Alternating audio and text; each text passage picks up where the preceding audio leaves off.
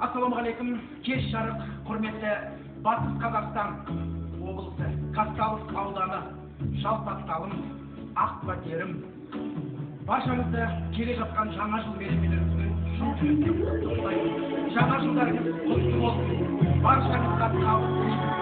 2015 жылы біздің ауданымыз, Казталов ауданы, облысымыздың ең үздік облыстардың, ең үздік аудандардың біріне айналды. Мен осы ауданды басқарып отырған Нұрлан Мағазұлы жаңа жыл мерекемізді шын жүректен құттықтаймын. Нұрлан аға, аман болсын, денсаулығыңыз мықты болсын, елді басқаратын нұрекеңдер аман болсын, денсаулығыңыз мықты болсын.